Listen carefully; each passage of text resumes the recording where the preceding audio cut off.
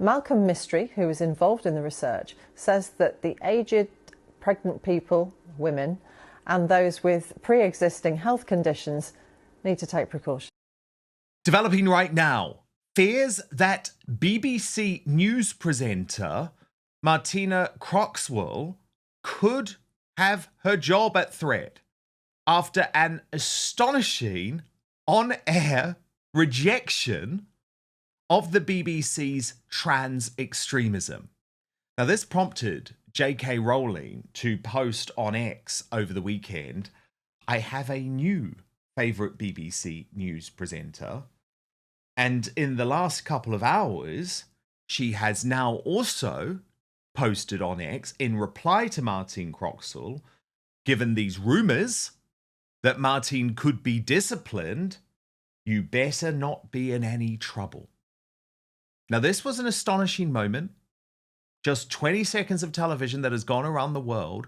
But why it's so significant is that BBC news readers are not meant to go off the auto cue. They are not meant to correct what they are being told to say by the bosses who run the British Bashing Corporation. And in this case, they were trying to tell Martine Croxall to suggest that people could be pregnant, which means that men could be pregnant. Watch. If you're enjoying what we're doing here on Outspoken, please consider joining our thriving community over on Substack, www.outspoken.live. You can sign up completely for free, but Substack is so important to me. It is a free speech platform. It protects me from big tech cancellation. Plus, you get to communicate directly with me. Head on over www.outspoken.live, enter your email address and sign up today.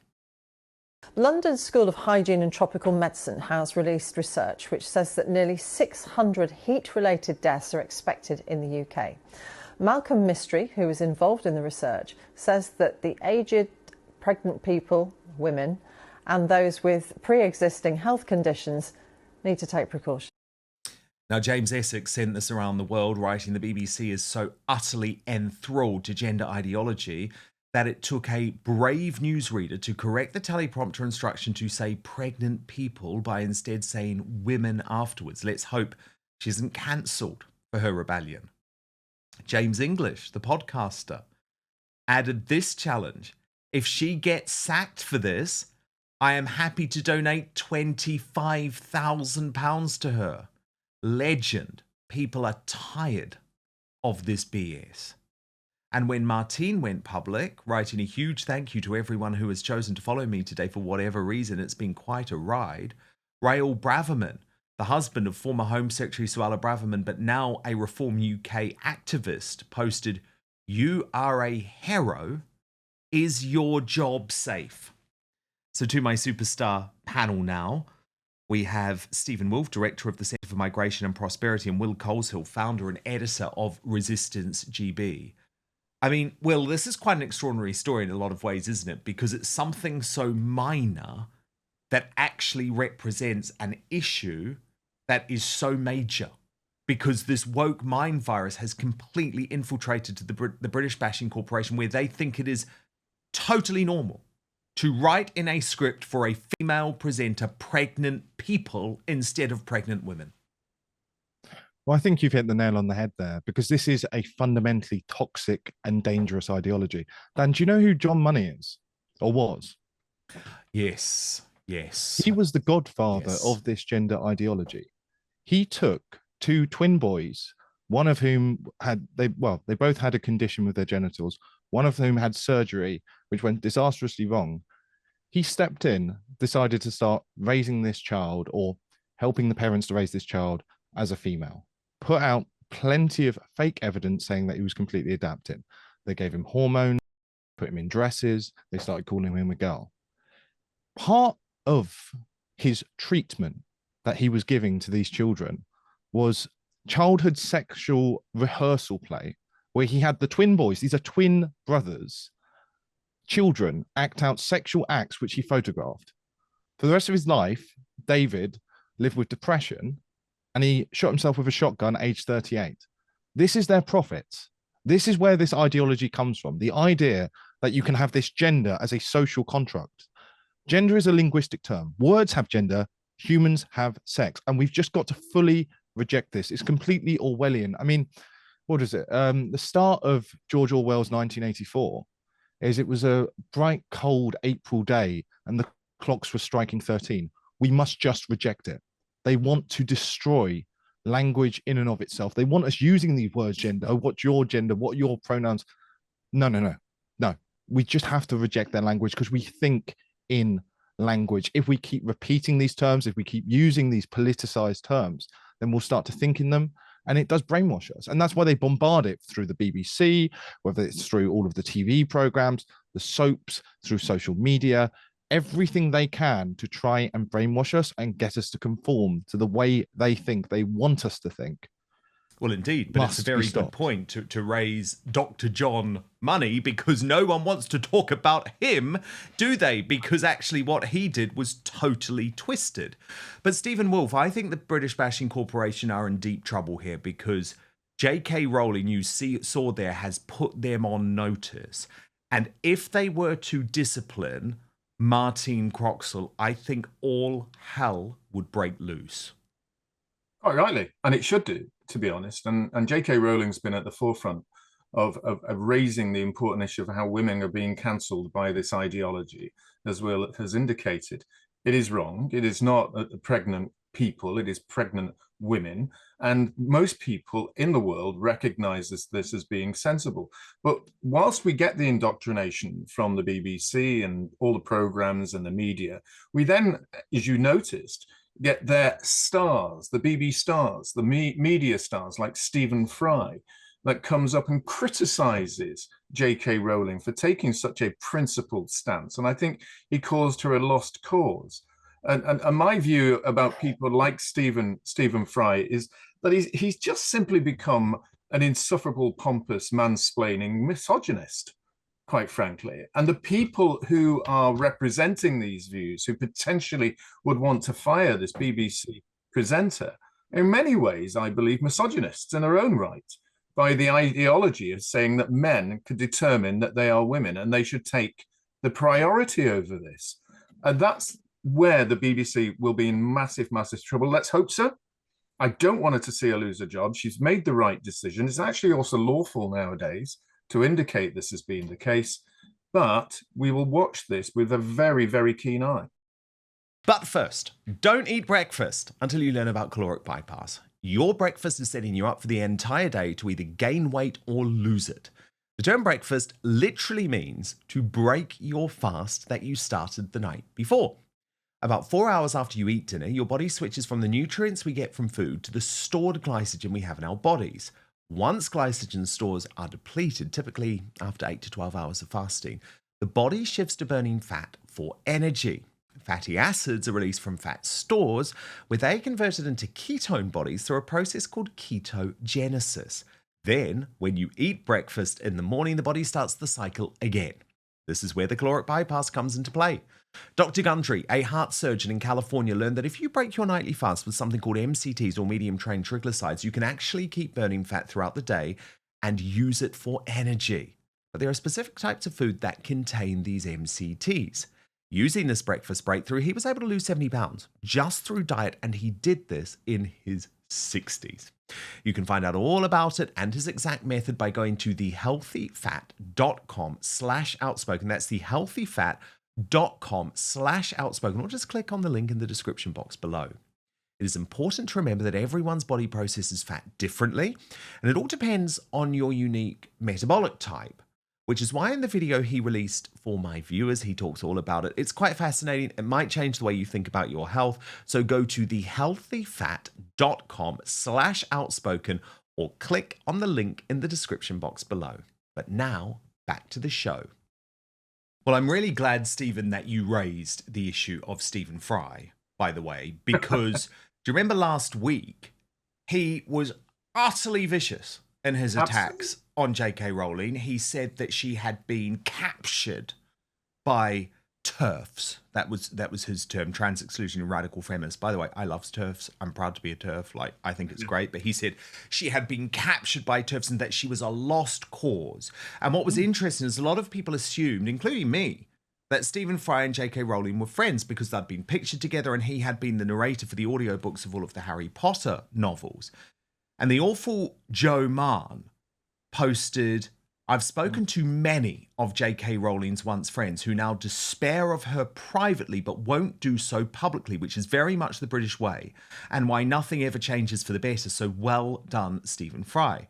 And J.K. Rowling, I loved her response. She wrote, "It is a great mistake to assume that everyone who claims to have been a friend of mine was ever considered a friend by me." And that actually, is brilliant. Isn't that great, Stephen? Isn't that That's great? superb. Yeah, no, I love J.K. Rowling. I mean, of course, she won't agree with all our political views, and that's perfectly fine. She's not a Brexiteer. She's not a Brexiteer. She's not at all. And she's and it's incredibly great in a democracy to see someone of such influence challenging the elitist views of the day, and something that is so dangerous representing that. But she's not alone. We've seen many great women, Navratilova, for example, another great supporter of this particular issue, all being attacked by the likes of Stephen Fry, who are quite happy to take the cash, take the moolah from people like J.K. Rowling's and their projects and pretend that they're friends. You know what it's like in the media, all smiles and backhanding until the next job comes along and then I'll stab you in the back. And that's exactly what they're doing, but they're showing their real character. When I say that he's now somebody who's insufferable, I think Stephen Fry has become insufferable for lots of people for lots of reasons. And as I would have dinner, I'd love to have dinner with J.K. Rowling, despite our differences. I couldn't care less about Stephen Fry. Well, it's interesting that you point that out because there's a bit of a reevaluation going on about Stephen Fry because of the way that he turned on J.K. Rowling. And Johnny Ball actually picked up what he'd said in 2015, where he compared child prostitution in Victorian times to the Pakistani Muslim rape gang scandals in Rotherham and Manchester. And Johnny Ball said, did he honestly think those girls who were raped by Pakistani pedo gangs were prostitutes? Martina Navratilova, who you just mentioned as well, another hero on this, posted FFS, as if children could consent. Now, I want to show you the video because I think it's important that people see it in its full context, but this is what Stephen Fry said. And I would say the extraordinary thing is, yes, there's a lot of evidence for child prostitution in Britain in Victorian times, but the thing that most shocks me, in a way, is how much evidence there is of it in our time. Recently in Rotherham and in Manchester. The thing that's shocking about it, that has, in a sense, not ever really been addressed, is A, why the red top newspapers, and indeed even the broadsheets, consider it such a salacious headline grabber. They know people will see child sex and they will reach for the newspaper. Christopher Hitchens used to say this. He's one of the few brave people enough to say it, brave enough people to say it. Is there something inside them? Is it purely a protection of their own children that makes them look for it? I mean, Will Coleshill, that is why the establishment got this scandal so very, very, very wrong. These were not child prostitutes in any way. Very much the idea of a child prostitute. How could children possibly consent? I mean, there's got to be a level of sensitivity here. You've got different estimates, but some estimates say 250,000 little girls raped, 250,000 little girls having their lives destroyed.